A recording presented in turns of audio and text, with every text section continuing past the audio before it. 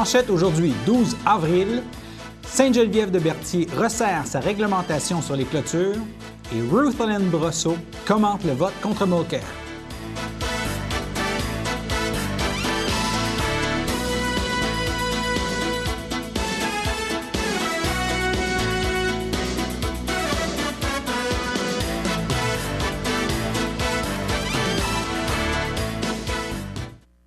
Bonjour mesdames et messieurs, mon nom est François Robert et voici vos informations.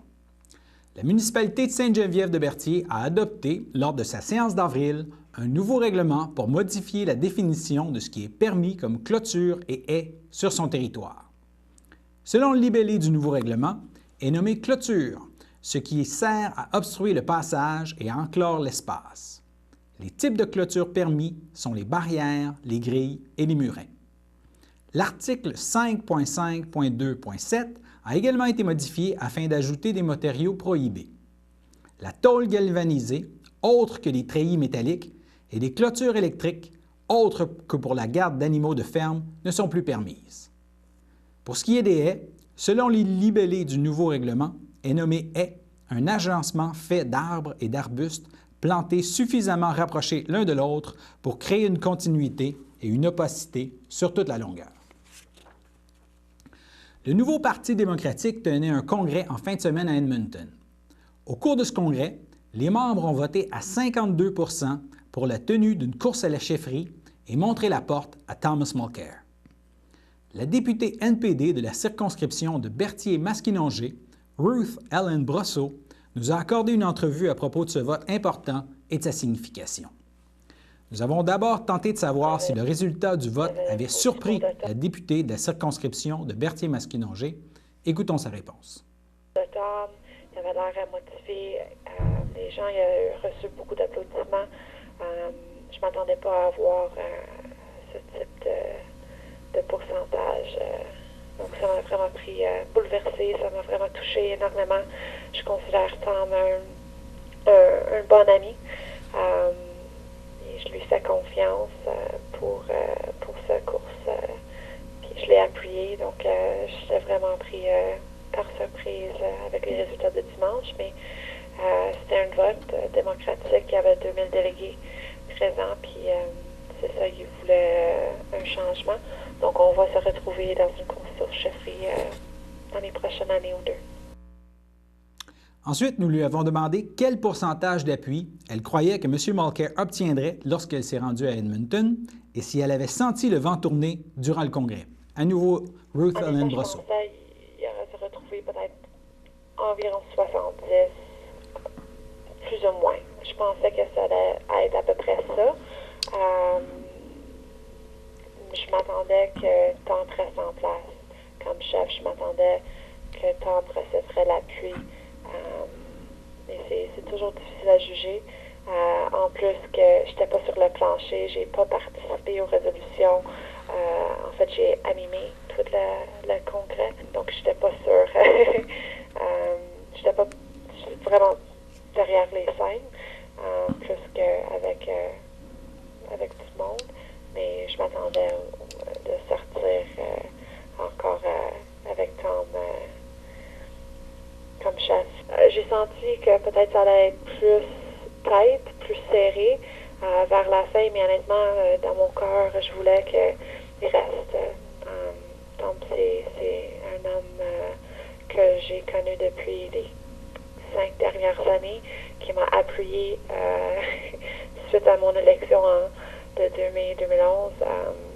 Donc, je voulais sincèrement qu'il reste, mais donc c'est un petit...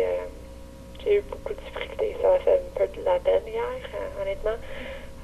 Mais on passe à travers, puis on est capable de retrousser nos manches, puis de continuer à travailler, puis de défendre les intérêts des Canadiens. Et maintenant, dans le dernier extrait, Ruth Ellen Brosseau parle du choix de prolonger la course sur 2 ans et des éventuels candidats potentiels. Je pense que c'était important de le prolonger à cause on a des élections provinciales ici. On vient d'avoir une élection provinciale Saskatchewan, puis je pense qu'il y en avait un qui vient de terminer en Manitoba aussi. il va y avoir des élections en Colombie-Britannique. On sait que le Parti conservateur, eux, ils sont en élection pour un chef. Je pense qu'on voulait pas nous juste limiter à 1 an. On voulait le prolonger au cas où on avait besoin de le prolonger. Il faut faire une réflexion, il faut avoir une stratégie, il faut consulter l'exécutif aussi. On vient d'élire une nouvelle présidente et vice-président. Donc, ça va être leur responsabilité d'élaborer un plan. Donc, on attend de ces nouvelles, mais encore une fois, on est jour 1 après le congrès. On va avoir plus de détails dans les prochaines semaines, j'imagine. Est-ce que vous songez à vous porter candidate pour la succession de M. Mulcair? Honnêtement, comme je viens de vous dire, c'est vraiment tôt. Je considère Tom un ami. Ça m'a vraiment surpris. Les résultats d'hier, c'est sûr qu'il faut laisser la poussière tomber. C'est sûr qu'il faut faire des réflexions. Et on est jour 1 après le congrès. Donc, c'est pas totalement exclu, si je comprends bien? Je pourrais pas vous dire. Désolée. Mm-hmm. Et avez-vous idée qui d'autre pourrait être sur les rangs ou pourrait succéder à M. Mulcair? Honnêtement, j'ai pas réfléchi, j'ai pas contacté des collègues, des potentiels candidats au cours au leadership. J'essaie de juste comprendre un petit peu et réfléchir à la fin de semaine que je viens d'avoir au congrès. On est la première journée après le congrès. On est de retour cette semaine à Ottawa. J'ai une journée bien remplie. Donc, non, je suis pas au courant des potentiels candidats. Je pourrais pas vous les nommer. Il y a le nom, entre autres, de M. Boulris là, qui circule beaucoup. Pensez-vous que ça pourrait être une bonne alternative? C'est un bon collègue qui est capable de défendre des dossiers avec brio en chambre. Vraiment un bon orateur. Un gars qui était lieutenant du Québec dernièrement. On verra. On verra, mais encore, je pense que c'est tôt. C'est vraiment tôt de commencer à faire de la spéculation. Aujourd'hui, environ 80 membres du comité technique du camionnage du Québec se rencontrent à Berthierville. Les membres de cet organisme à but non lucratif, qui réunit des gestionnaires de flottes de véhicules, se donnent rendez-vous à quelques reprises chaque année pour partager leur expérience.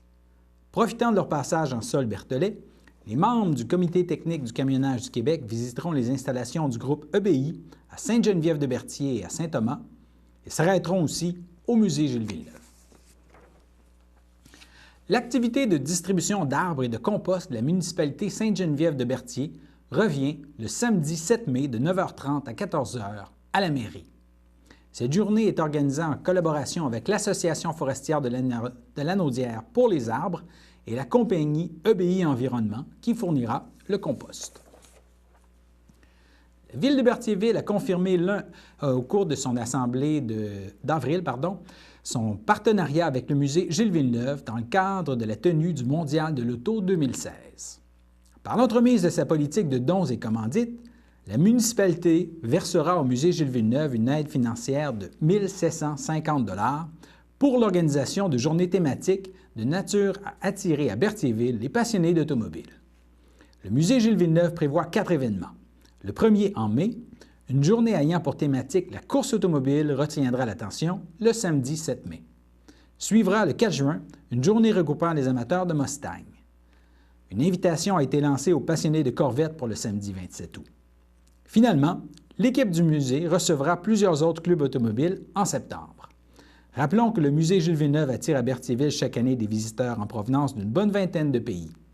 L'établissement, surtout lors de la semaine du Grand Prix du Canada, en juin, fait parler de Berthierville un peu partout sur la planète course.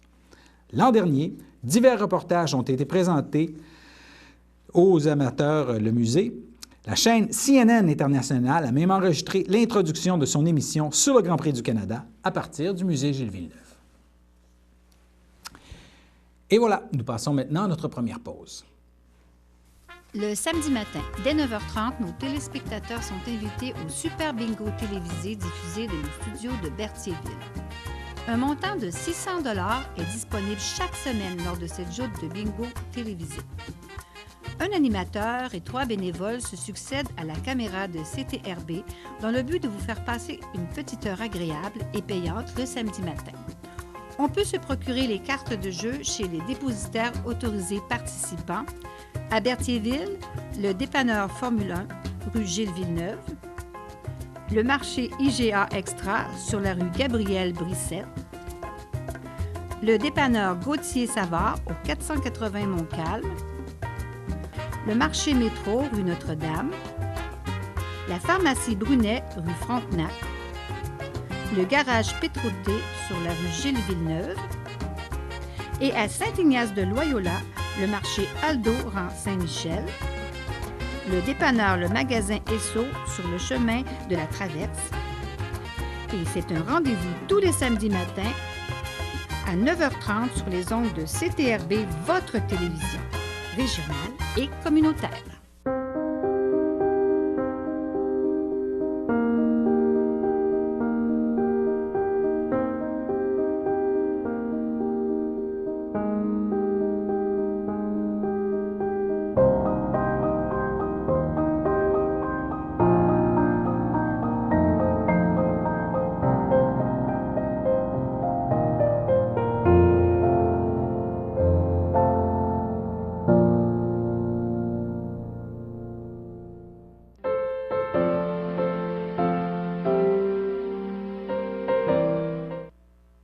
Au chapitre des anniversaires en ce mardi 12 avril, la FADOC de l'Île-du-Pas souhaite bonne fête à Louise Girard.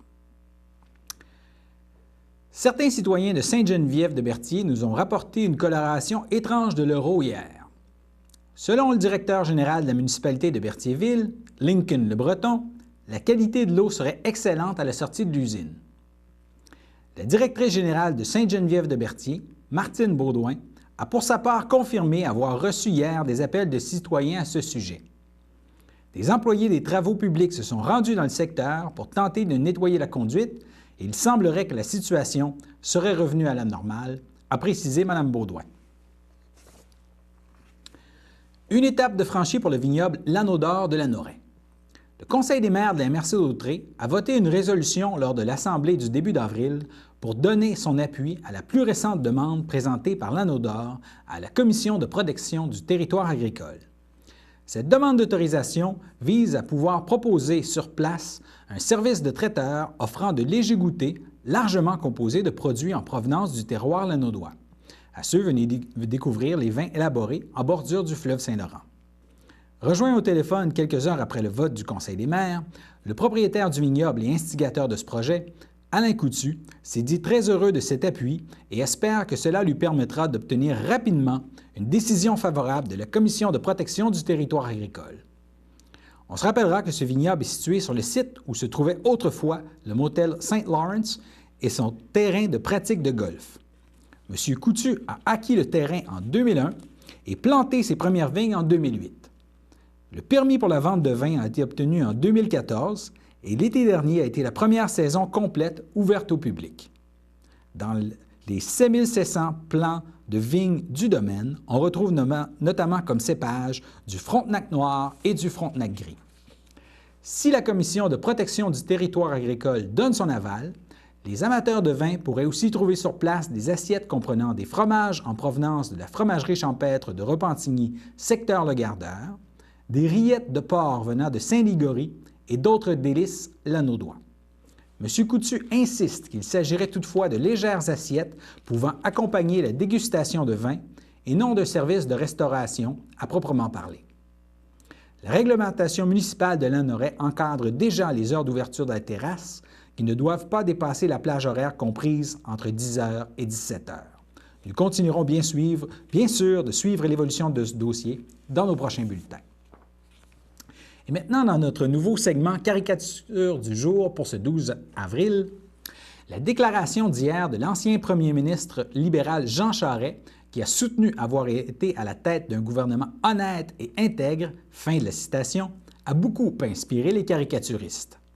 Dans le journal Le Devoir, Garnotte présente Charest défendant son intégrité en rappelant la dissidence du commissaire Renaud Lachance à la commission Charbonneau. On peut voir Renaud Lachance en habit religieux répandre de l'encens autour de ce qui ressemble à une statue d'un Saint Jean Charest sous laquelle on peut lire « Saint Jean Charest, priez pour nous » et devant laquelle on retrouve un étalage de lampions. C'est la caricature en question que l'on voit maintenant. Et l'autre, malheureusement, si on revient à la première caricature que vous avez vue, pour sa part, le caricaturiste Y a fait le portrait d'un Jean Charest qui dit avoir dirigé un gouvernement honnête et intègre, alors qu'à l'arrière, son ombre est morte de rire suite à cette déclaration. Pour une première fois depuis plusieurs années, la carte électorale de la ville de Berthierville sera modifiée. Les élus municipaux ont adopté un règlement à cet effet lors de la séance mensuelle d'avril. Le règlement numéro 934 concerne la division du territoire de la municipalité en 6 districts électoraux. Jusque-là, pas de différence avec les dernières années. Le changement vise plutôt à rééquilibrer le nombre d'électeurs par district. Le plus vaste district, le numéro 1, celui du secteur de la polyvalente Pierre de Lestage, est aussi celui qui s'est le plus développé ces dernières années. L'ajout de nouvelles rues et multilogements ont contribué à accroître le nombre d'électeurs dans ce secteur de la ville. C'est aussi ce secteur qui présente le plus grand potentiel de développement. Berthierville planche depuis un certain temps déjà sur des projets de développement à cet endroit. Ainsi, le district 1 perdra quelques électeurs le long des rues Notre-Dame et Gilles-Villeneuve, ses limites actuelles. Ces électeurs se retrouveront dans le district 2 pour ceux demeurant le long de la rue Notre-Dame. D'autres passeront dans les districts 3 et 5. Les résidents ayant pignon sur rue le long de ces 2 importantes artères jusque-là représentées par le conseiller municipal du quartier 1 changeront donc de représentant. Les modifications toucheront également, mais légèrement, les districts numéro 3 et très légèrement les districts numéro 4 et numéro 6. La Caisse des jardins de Dautré tiendra son assemblée générale annuelle le mardi 19 avril 2016. L'accueil se fera dès 18 h alors que l'assemblée débutera à 19 h. Le tout se tiendra au club de golf de Berthier, situé au 1480 Grande-Côte de Berthierville. Il y a une possibilité de transport pour les gens qui s'inscrivent rapidement. Vous pouvez avoir plus de détails en visitant le www.desjardins.com/Caisse de Dautré ou en téléphonant au 450-404-4000. Et nous passons maintenant à notre seconde pause.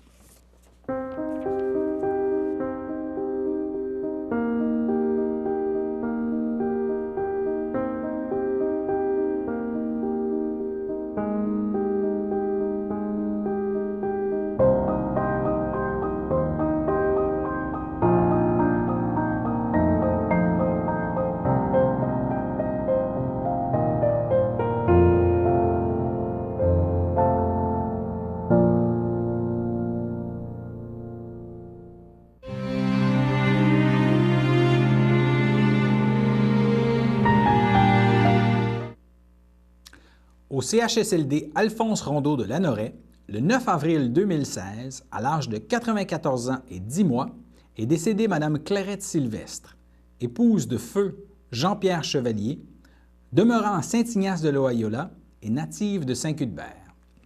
Elle laisse dans le deuil ses belles-sœurs, Florida Godin, épouse de feu Paul-Auguste Chevalier, Muriel Blais, épouse de feu Rosaire Chevalier, de même que son filleul Daniel Chevalier, ainsi que plusieurs neveux, nièces, autres parents et amis.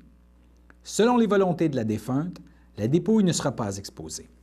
Vous êtes invité à vous rendre directement à l'église Saint-Ignace de Loyola le samedi 16 avril 2016 pour les funérailles qui débuteront à 11 h.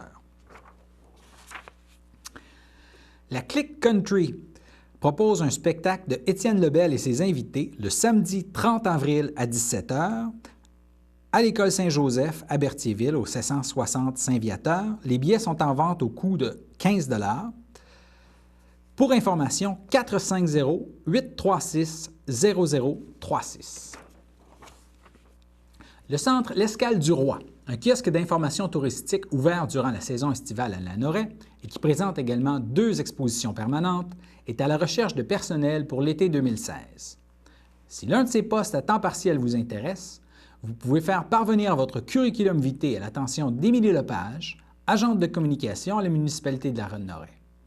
Par courriel, communication@lanoraie.ca. La date limite pour poser sa candidature est le 18 avril.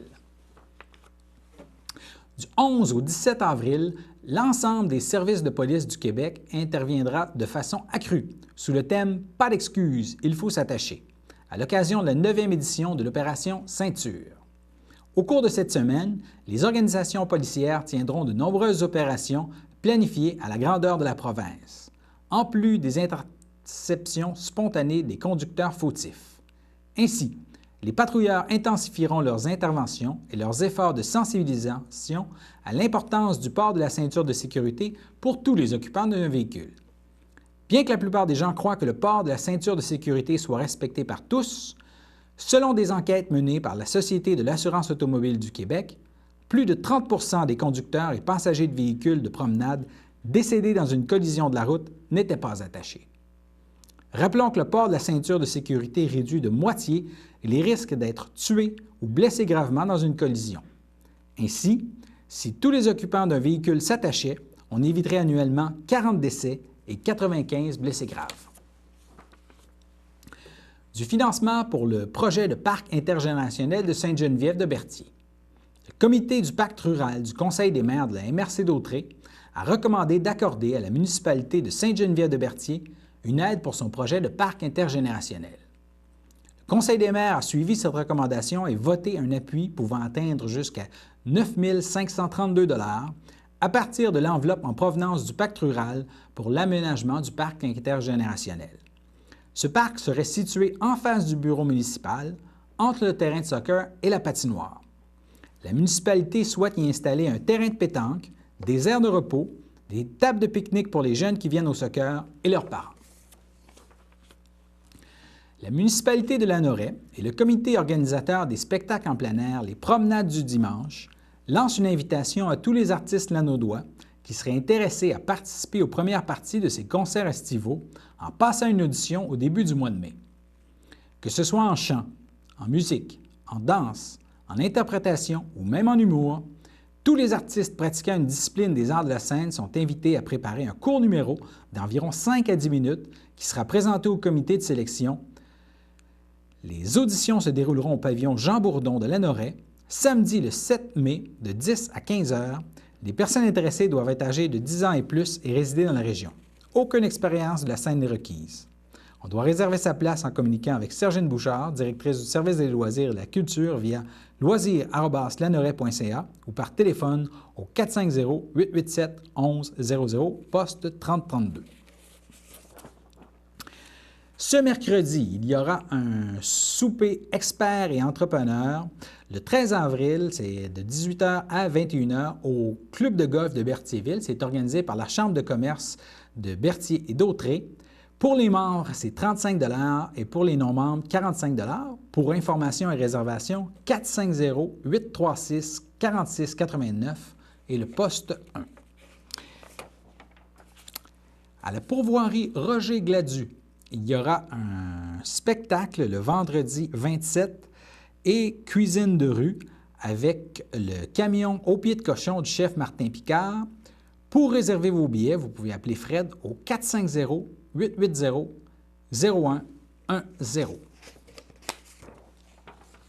Il y a des cours de gardien averti qui seront offerts le samedi 4 juin de 8h30 à 16h30 pour un coût de 35 $ et des cours de secouristes avertis qui seront offerts dans le cadre des programmes de la Croix-Rouge le dimanche 5 juin. Pour plus d'informations, vous pouvez téléphoner au 450-836-3770.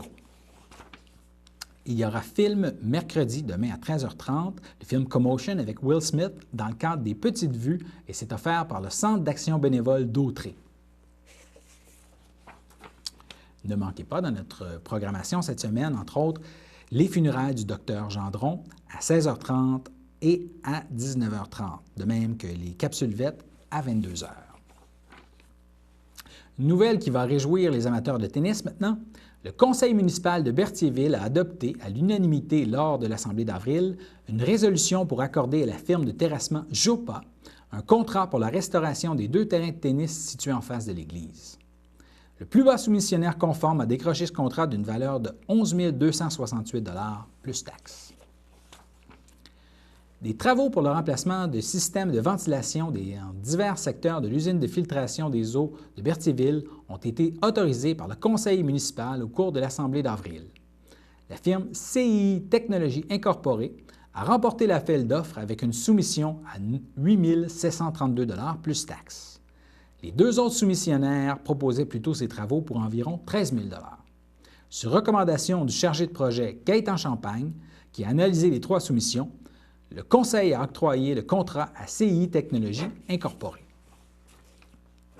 Maison et Jardin Antoine Lacombe accueillera le duo de clarinette Muller le vendredi 22 avril à 20h. Le duo est formé de Stéphane Tremblay et Jean-Yves Saint-Pierre.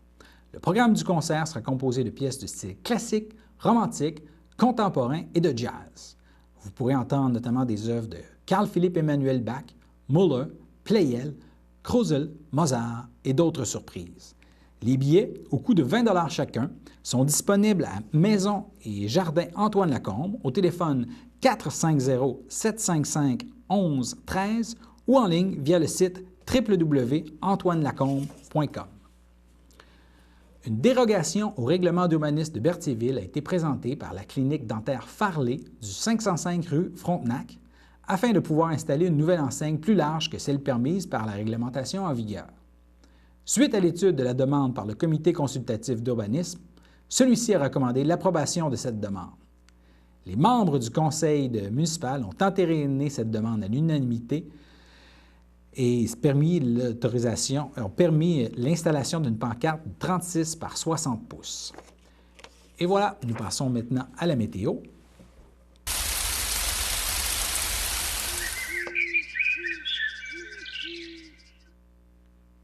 Ciel variable au cours de l'après-midi avec 7 degrés Celsius. Les risques de précipitation est de 30 %. En soirée, même chose du côté du ciel et des possibilités de précipitation, mais avec 4 degrés Celsius. Demain matin, généralement ensoleillé avec moins 2 degrés Celsius. Voilà, c'était vos informations sur les ondes de CTRB. Une excellente fin de journée à tous sur les ondes de CTRB et à demain.